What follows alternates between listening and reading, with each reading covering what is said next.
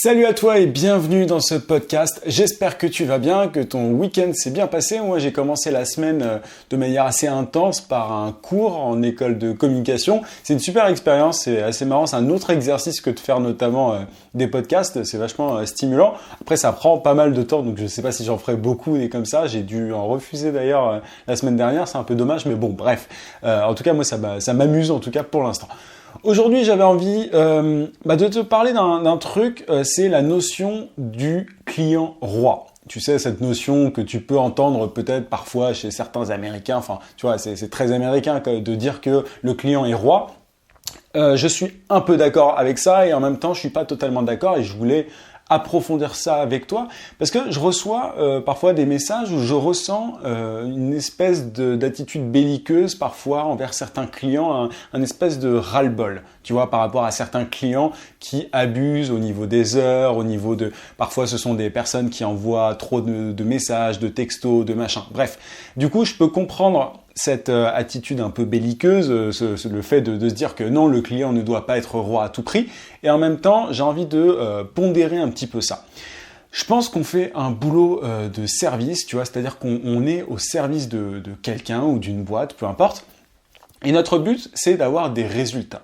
C'est d'avoir, voilà, peut-être que tu fais du marketing digital, peut-être que tu fais du graphisme, peut-être que tu es développeur, peu importe, peut-être que tu es photographe. Le but à la fin, c'est de servir. Tu vends tes services, tu vends tes compétences pour atteindre un certain résultat. Quantifiable ou pas à ton niveau, peu importe, mais en tout cas, tu es au service de quelqu'un. Et dans ce sens-là, il faut que tu considères que c'est mon avis, j'impose ça à personne, mais il faut que tu considères, selon moi, que ton client est roi, qu'il faut absolument que tu fasses tout ce que tu peux pour l'aider, en tout cas, à atteindre ses objectifs.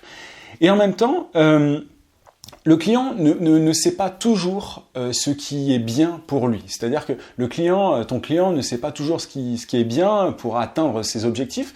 Et du coup, il y en a qui ont parfois tendance à dicter ce qu'ils veulent. Ils vont te dire, oui, alors moi, je veux tel logo comme ça, ou alors mon site doit être comme ça, etc.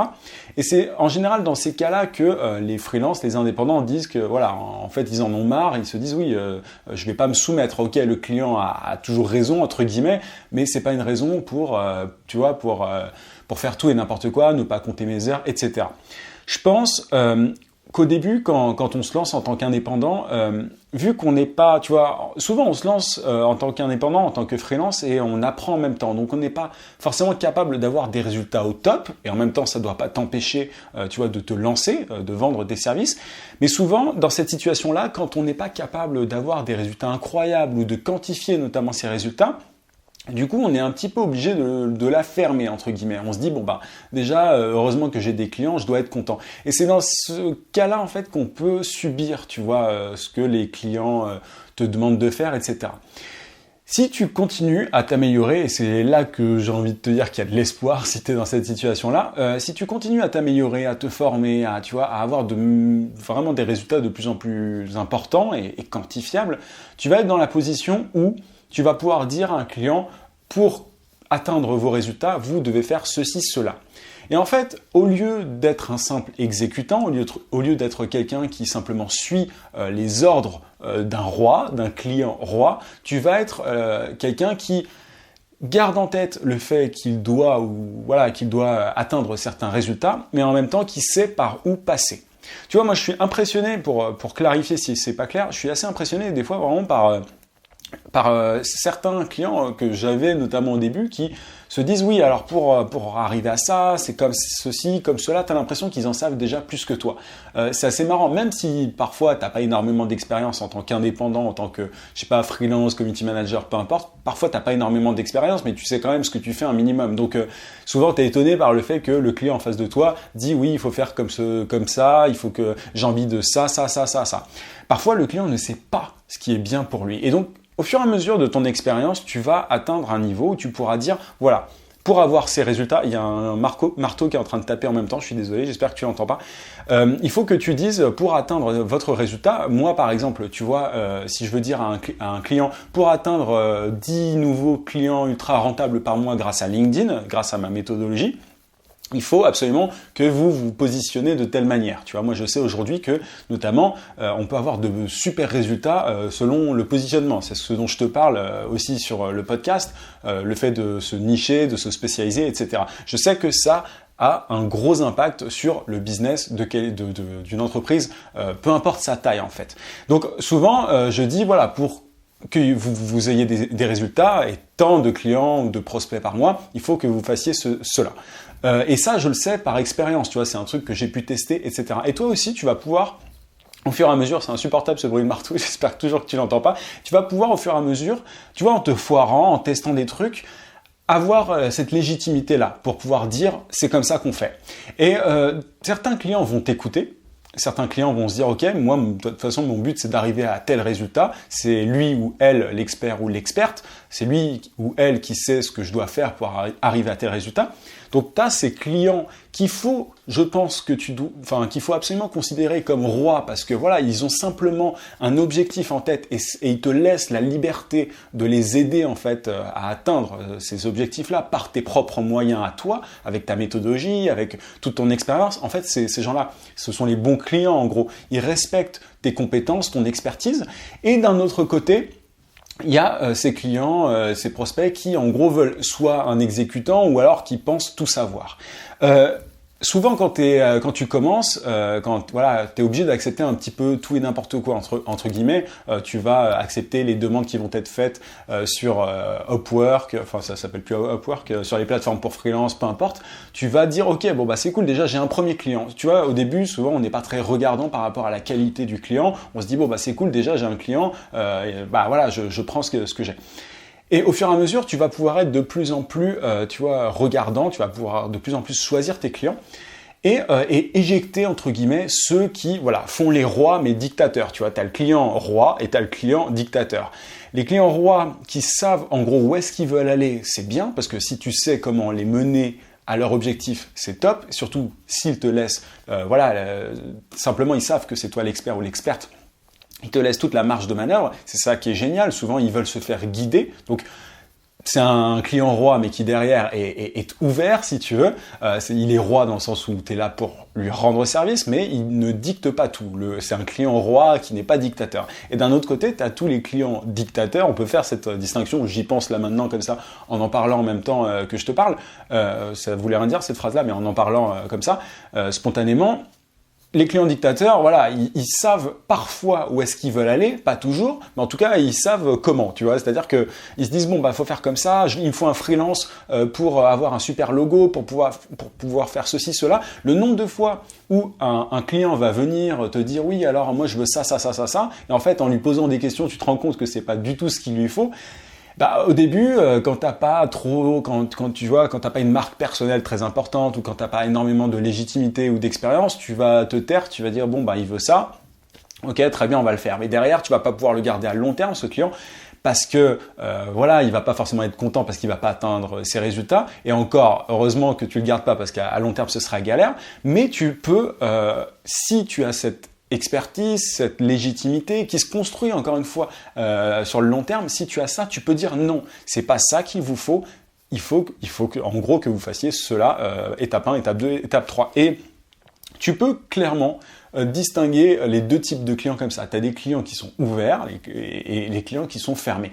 Et souvent, quand on démarre, on commence vraiment avec les clients les plus galères. Et souvent, et je me rends compte de ça, c'est les clients qui ont le plus d'argent, les clients qui, les clients aisés qui sont les moins galères. Ils ont un objectif, par contre, ils prétendent pas, tout savoir. Il y a pas très longtemps, c'est marrant, il y a quelqu'un qui m'a contacté et en parlant avec lui, je me suis rendu compte qu'en fait, il avait en tête qu'il fallait faire cela. Moi derrière, souvent dans ces cas-là, je dis tout le temps, moi je suis pas là pour vous aider, je suis pas un simple exécutant, moi je peux vous aider à ça, je peux pas vous aider à tout. Enfin, je suis pas, je suis spécialisé, j'ai certaines compétences. Par exemple, je m'y connais pas en SEO, en pub Google ou autre. Je peux vous aider à ça si vous me laissez faire à ma manière. Et parfois, il y a certains points aussi, il faut se rendre compte de ça, il y a certains clients qui sont ouverts aussi pour, pour atteindre certains résultats des fois, peu importe ton domaine, community management, développeur, peu importe, dans certains cas, pour atteindre de gros résultats, ce qui est intéressant pour toi, parce que plus tu atteins de gros résultats pour ton client, plus derrière notamment tu peux facturer cher, mais parfois, pour atteindre de gros résultats, il faut une implication de ton client. Tu vois, parfois, il faut que, je sais pas, ton client filme une vidéo, parfois, il faut, tu vois, je sais pas, si je prends un exemple de pub Facebook, il y a certaines pubs Facebook qui marchent particulièrement si ton client, ou bref, s'il y a une vidéo qui est filmée. Parfois, les clients ne sont pas du tout prêts à faire d'efforts. Ils veulent simplement un freelance qui atteigne tel résultat, comme ça, comme si un freelance avait une baguette magique. Tu as vraiment les deux extrêmes. Tu as ceux qui vont te dire, voilà, je veux ça, juste ça, mon résultat c'est ça, mais moi je veux ça, et parfois ils se trompent, et parfois tu en as d'autres qui veulent carrément l'inverse et qui veulent un freelance magique qui va tout résoudre comme ça avec sa baguette magique, alors qu'il faut une implication de leur part. Donc c'est pas toujours évident de doser. Mais tu vois, moi aujourd'hui, je me rends compte que quand j'ai un client qui me dit oui, moi je veux ça, et que je me rends compte que la personne en face n'est pas prête à faire d'efforts, qu'elle n'est pas prête par exemple, j'ai vu ça dans le groupe Esprit Libre, dont tu as le lien en description que j'ai créé. Il y avait quelqu'un qui avait dit oui, comment est-ce que vous faites pour gérer les clients qui ne répondent jamais aux emails? Si tu as un client qui ne répond jamais aux emails, ou alors au contraire qui t'appelle, à n'importe quelle heure. Bref, ça, ce sont deux extrêmes et tu peux pas bosser avec ces gens-là. Il faut, au début peut-être que tu les acceptes parce que voilà, t'as besoin d'argent et t'es obligé d'accepter un peu tout et n'importe quoi. Mais à terme, il faut absolument que tu t'en débarrasses. Il faut que tu te débarrasses des clients dictatoriaux et en même temps des clients qui veulent des baguettes magiques. C'est pas possible. Le digital, ça veut pas dire baguette magique et en même temps, ça veut pas dire, et freelance ne veut pas dire exécutant ou esclave. Faut trouver un juste milieu, tu vois. J'ai mon pied qui a craqué. Faut vraiment que tu trouves le juste milieu et une fois que tu auras trouvé ça, un client qui a un objectif clair en tête, parce qu'il faut que tu l'emmènes quelque part. Une fois que tu auras un objectif clair pour ton client et qu'il te laisse la marge de manœuvre pour y arriver et en même temps qu'il s'implique, ça c'est le client idéal en fait. Et ça c'est un client que tu peux considérer comme roi. Et parce qu'en fait il te donne tout ce dont tu as besoin pour arriver au résultat. Mais oublie complètement les clients qui te disent faut faire ça alors qu'ils n'en savent absolument rien. Ils veulent juste un exécutant ou un employé. Tu peux leur dire des fois autant prendre un employé. Je veux dire si je suis là juste pour exécuter, normalement tu es calé dans ton domaine ou de plus en plus. Et même si tu commences, si tu es au début de ta carrière, j'allais dire entre guillemets de freelance, t'en sais forcément plus que ton client. Enfin, il y a de grandes chances, tu vois. Si t'as un client qui est, je sais pas, si c'est une start-up et que t'es développeur, tu sais mieux coder que ton client en général, tu vois. Donc, t'as ton mot à dire. Ne te laisse pas marcher dessus. Et si tu te rends compte que la discussion n'est pas du tout possible, si tu te rends compte que c'est un mur ou un client dictateur, oublie. Je sais que, ça c'est un truc dont j'avais vraiment envie de parler aussi, le côté court terme et long terme. Tu peux refuser énormément de clients à court terme qui te rapporteraient beaucoup, vraiment, tu vois, de manière instantanée dans les jours qui arrivent, pour derrière privilégier le long terme. Moi, j'ai fait ça beaucoup de fois. Des fois, j'ai refusé de gros clients parce que je savais qu'à court terme, c'était pas intéressant, que je m'enfermais dans un truc. Je regroupe plein de problématiques en une seule, mais c'est vraiment important de savoir ça. Le client est roi, dans le sens où tu es là pour l'aider à atteindre un objectif, tu es là pour l'aider à opérer une transformation. Et souvent d'ailleurs, je pense que j'en parlerai dans un autre podcast, mais souvent cette transformation, ton client en face, il sait pas, les meilleurs clients ne savent pas comment l'opérer et c'est justement pour ça qu'ils te payent. Un peu comme un coach, tu vois, moi je mets un petit peu dans le même panier le coaching et le consulting. C'est pas vraiment pareil, mais aujourd'hui je me vois presque comme un coach avec mes clients dans le sens où c'est moi qui les conseille, qui les lead. Ce sont eux les rois, ce sont eux les clients. C'est eux que je sers. Je suis là pour les servir. Par contre, c'est moi qui dis comment est-ce qu'on atteint tel résultat. Et s'ils te font confiance, c'est top et c'est vraiment des clients qu'il faut que tu gardes à tout prix. Mais en tout cas, ne te fais pas soumettre et n'accepte pas tout au début. Et en même temps, si tu te fais soumettre et que tu galères, c'est que c'est toi qui décides. Enfin, je veux dire, c'est toi qui l'as accepté.